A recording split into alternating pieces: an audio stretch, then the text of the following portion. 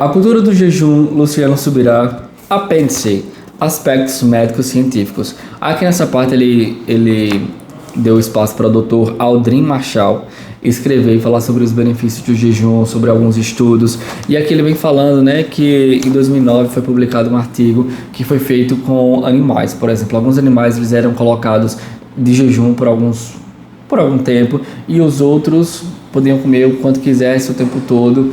E durante algum tempo, com alguns anos, eles notaram que, tem até a foto aqui, que os macacos que jejuaram, eles tinham uma aparência mais jovem, eles tinham um pelo melhor, e aqueles que não jejuaram, eles tinham essa desvantagem em relação aos outros, e embora eles fossem da mesma raça, da mesma idade. Aí ele fala também que em 2016 foi feito um estudo pelo cientista japonês que falava sobre a autofagia, né? Que a autofagia, que é o auto-comer. E ele falava o seguinte, que quando as pessoas, foi notado lá nesse estudo, que quando as pessoas faziam um jejum, o corpo comia primeiramente as células mortas, as células que davam problema no corpo. Enfim, muito interessante. Aí ele vai falar sobre os jejuns, as 3 categorias de jejum. Primeiro, a restrição calórica. Uma pessoa que precisa de 2.500 calorias diárias e consome 1.500 calorias está no que pode ser chamado um processo de jejum. 2. Jejum fisiológico.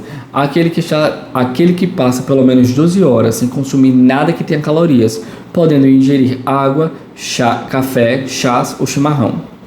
3. Jejum metabólico. É o jejum no qual, neste período mínimo de 12 horas, não se promove o aumento da insulina, o hormônio relacionado ao metabolismo da glicose. Pode-se até comer, mas somente alimentos que não ativam a insulina. Ela não é ativada, por exemplo, quando se consome gorduras. Uma das estratégias utilizadas é café bulletproof, café com óleo de coco e manteiga, no qual o jejum fisiológico é quebrado, mas não o metabólico. Esse controle é importante porque a insulina elevada cria um terreno para a inflamação. Aqui o médico também fala que quando você faz jejum, você faz um detox do seu corpo e você ingerindo água, né, logicamente, faz um detox do seu corpo, dependendo do seu grau de diabetes, caso você tenha, ele pode até reverter essa situação. É muito interessante. Benefícios do jejum.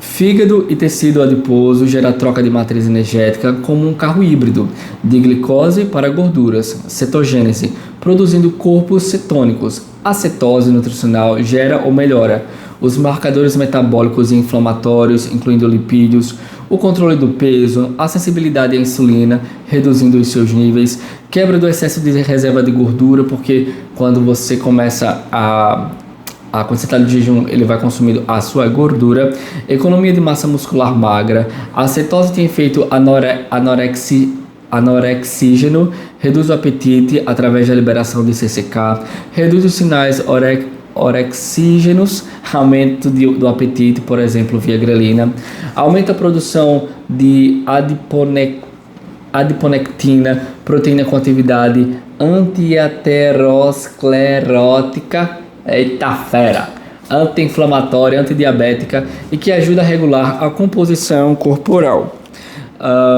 No cérebro, melhora a cognição, aumenta a produção de fator neutrófico, estimula a neuroplasticidade, regula a produção de beta-amiloide. No sistema cardiovascular, reduz pressão arterial, reduz frequência cardíaca em descanso, melhora tônus parasimpático, há maior resistência ao estresse. Nos músculos, melhora a sensibilidade insulínica, capacidade e aumento de endurance e reduz a inflamação. Aí sobre o jejum em câncer, altos níveis de corpos cetônicos reduzem danos ao DNA e carcinogênese, criando condições hostis para as células tumorais e pré-cancerígenas. O jejum de curto prazo, ou seja, de umas 48 horas, mostrou-se eficaz na proteção de células normais, mas não de células cancerosas em tratamento quimioterápico. Aí pronto, ele vai falar sobre as contraindicações do jejum, caso tenha a anorexia, nervosa, bulimia, se você usa produtos antidiabéticos,